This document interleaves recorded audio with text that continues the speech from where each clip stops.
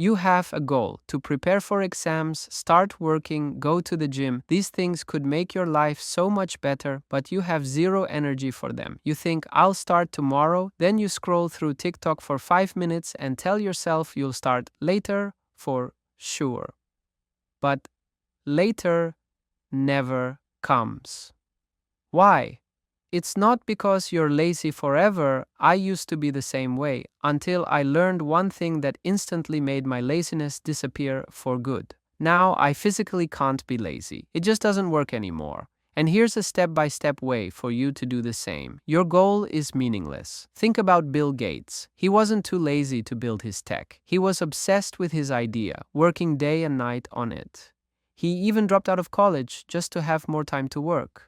Why wasn't he lazy and spent every free second working? Why did Elon Musk keep building startups his entire life and they kept taking off? Throughout human history, great people didn't do great things just because they felt like it. Every one of them had a mission, a reason, a higher purpose they were willing to dedicate their lives to. But if you're not really doing anything right now, it probably means you just don't need it that much, right? Well, not exactly. Here's something really important you need to understand. Your brain can't assign the right value to your goal. Let's say you're into video editing. You want to make money doing it.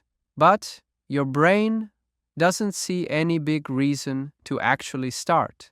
It sees all the hard work ahead. Learning the software, practicing for hours, building a portfolio, finding clients, figuring out how to sell your work.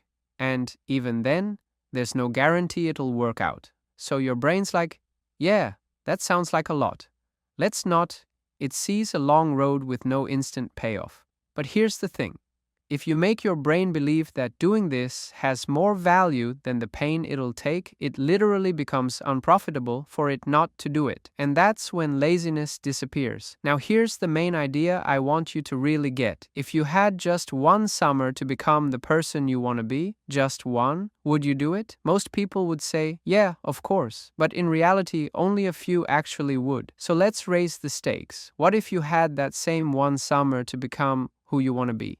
But if you failed, you'd be doomed to live a miserable, meaningless life for the rest of your days. Would you change your life then? I bet your brain would finally find that goal valuable enough to act. But still, that's not quite it. Imagine this. You're given exactly one summer to become the person you want to be. But if, by the end of that summer, you fail to become that person, on September 1st, your life ends. You'd achieve what you wanted, guaranteed. Under such conditions, 95% of people would not only reach their goals, but even exceed them. And this mental experiment always works. Try borrowing a large sum of money with the understanding that if you don't pay it back, the person you owe will come to you, not alone, and with a soldering iron. I guarantee you'd find 100 ways to make that money, knowing what might happen if you don't. It's exactly the same logic that explains why poor kids often become many times richer than rich kids. Sure, rich parents help their children, and they become even wealthier. But who made a bigger leap? The kid from the slums who became a millionaire, or the rich kid who just doubled his inheritance? The poor kid knows that if he just sits still, he'll stay in the slums forever and never see the world. He doesn't even have the luxury of laziness. If he gets lazy, he'll literally starve. But an ordinary person does have the luxury of being lazy. Most people live inside their comfort zone. That's the biggest mistake. The reason you're lazy. Well, my apartment's decent. I'm not starving. I sleep 7 or 8 hours. My job's not bad. And when I come home, I can scroll through TikTok. From the brain's point of view, that feels like the perfect life. If you want to change something, but you're still sitting comfortably and being lazy, it basically means you're fine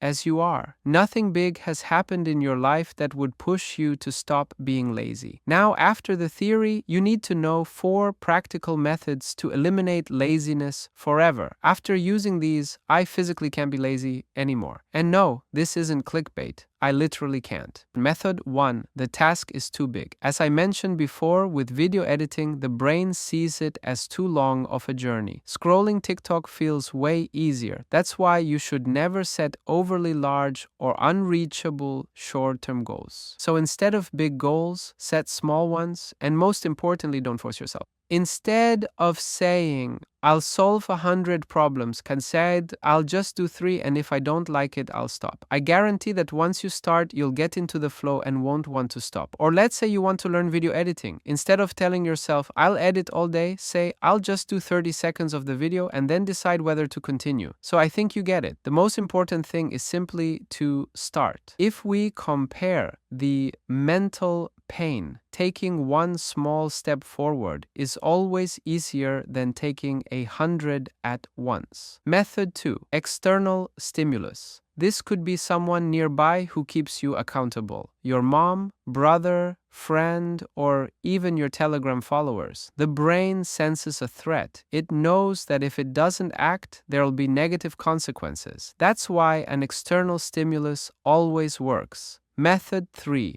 The game. Imagine your goal is to prepare for exams. There's a game in that. You can time yourself, earn points, add a competitive element. Turning it into a game increases the task's value for your brain, and laziness disappears. Method 4. The ultimatum. This one always works. You give yourself a condition. If I don't do it, I'll have to lose something. For example, money, an opportunity, or respect. The brain immediately kicks into action. These 4 methods truly work. The key is to use them regularly and honestly.